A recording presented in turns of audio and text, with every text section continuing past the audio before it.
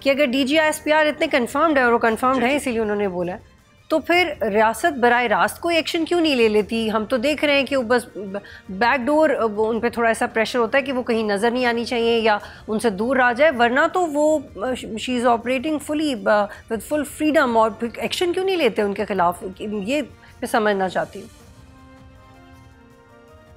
جی دیکھیں، آپ نے بہت اچھا سوال کیا. دیکھیں یہ جو ریاست آپریٹ کرتی ہے نا ایک انوائرمنٹ میں، ڈومیسٹک انوائرمنٹ ہوتا ہے، گلوبل انوائرمنٹ ہوتا ہے، اور انوائرمنٹ کو شیپ اپ کون کرتا ہے؟ جو ڈومیسٹک انوائرمنٹ ہے اس کی اوپینین کو شیپ اپ کرتا ہے میرے جیسا فرد، آپ کے جیسا فرد، انٹیلیجنشیا، یہ بڑے بڑے جو دانشور ہمارے یہاں پہ موجود ہیں یا کلیم کرتے ہیں، پارلیمنٹ ہے، پولیٹیکل پارٹیز ہیں، جو ملٹری کے انسٹیٹیوشنز میں جہاں پر گفتگو ہو رہی ہوتی ہے، یہ تمام لوگوں کی انفارمیشن پروسیس ہوتی ہے تو ڈومیسٹک انوائرمنٹ آپ کی شیپ اپ ہوتی ہے. بدقسمتی سے بلوچستان کے اس کوسچن کو، اس ایشو کو 80% افراد جو ہے وہ اس اینگل سے دیکھتے تھے کہ جی اصل میں بنیادی طور پہ ایک پولیٹیکل مسئلہ ہے اور پولیٹیکل مسئلے کو حل کرنے کے لیے آپ کو پولیٹیکل اپروچ رکھنی پڑتی تھی. اچھا، یہ ایک جنرک سا سٹیٹمنٹ دے کے اس کا انالیسز یا اس کی ڈائسیکشن کرنے کے لیے کوئی تیار نہیں ہوتا تھا کہ یار یہ کیسے پولیٹیکل مسئلہ ہے، کیا انہوں نے آپ سے جاب کوٹا مانگ رہے ہیں، ریپرزنٹیشن سینٹ میں زیادہ مانگ رہے ہیں، قومی اسمبلی میں زیادہ مانگ رہے ہیں، سیپریٹ جداگانہ طرز انتخاب مانگ رہے ہیں. پولیٹیکل سٹرگلز میں تو ہم نے یہی گفتگو سنی ہوئی نا.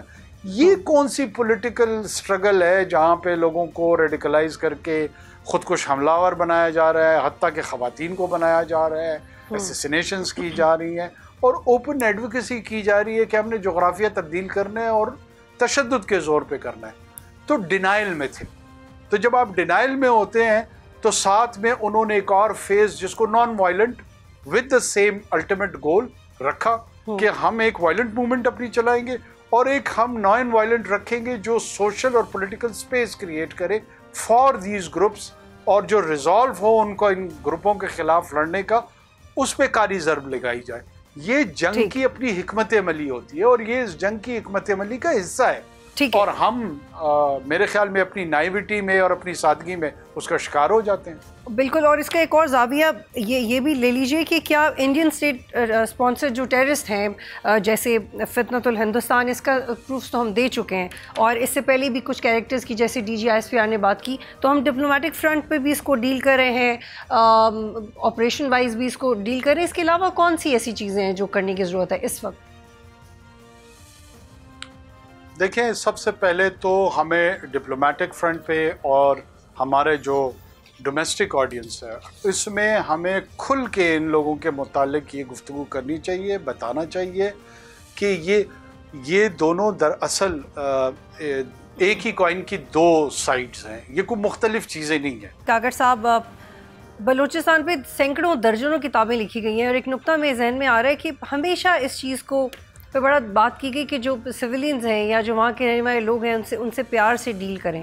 کیا یہی ایک وجہ ہے جس کی وجہ سے ہم پھر مارنگ بلوچ سے اگر ہم ان کی کچھ ایکٹیویٹی سے اعتراض بھی ہے یا دوسرے لوگ تو ہم کچھ کر نہیں پاتے؟ اگر ہم باقی ایکٹرز کے خلاف ڈوزیز دے سکتے ہیں تو ان کے خلاف بھی دے دیں اگر ڈوزیز ہیں. وائی ناٹ کاکر صاحب؟ اس فضا کا بننے کا ویٹ کیوں کرنا جب حالات اتنے بگڑ جائیں؟ This is what I want to نو.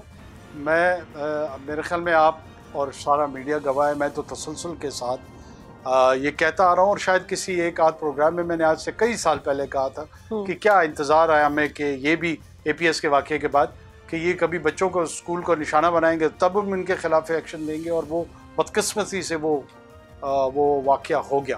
دیکھیے، میں آپ کو جو عرض کر رہا ہوں، یہ جو سو کالڈ سینسٹیوٹی کا پہلو لے کر سامنے لوگ آتے ہیں، دنیا میں مروجہ قوانین ہے، ریاست نے قوانین کو انفورس کرنا ہوتا ہے. اسی طرح کی جو اپولوجیٹک رویہ ہوتا ہے، جو اپیزمنٹ کا رویہ ہوتا ہے کہ جی کیسے ہمارے ہاں کوئی خاص سینسٹیوٹی ہے پشتونوں کی یا بلوچوں کی یا سندھیوں کی یا سرائکیوں کی، یہ سب بےہودہ گفتگو ہے. آپ ایکول رسپانسبلٹیز اور رائٹس ہیں سٹیزنس کی، اور جہاں جہاں ریاستیں اپنے قوانین کو انفورس کرنا ہوگا وہ آپ کو फॉलो करना होगा। आप कैसे आइन के और कानून के मानने वाले हैं कि अगर किसी चेक पोस्ट पर आपको लॉ इन्फोर्समेंट एजेंसी रोक के पूछती है, आइडेंटिटी का पूछती है, शनाख्त का पूछती है, आप इतने हाइपर सेंसिटिव हो गए हैं कि आपको वो इंतहाई बुरा लगता है और आप पूरी की पूरी रियासत के साथ बगावत पे उतर। सब्सक्राइब करें और बेल दबाएं ताकि कोई खबर रह न जाए।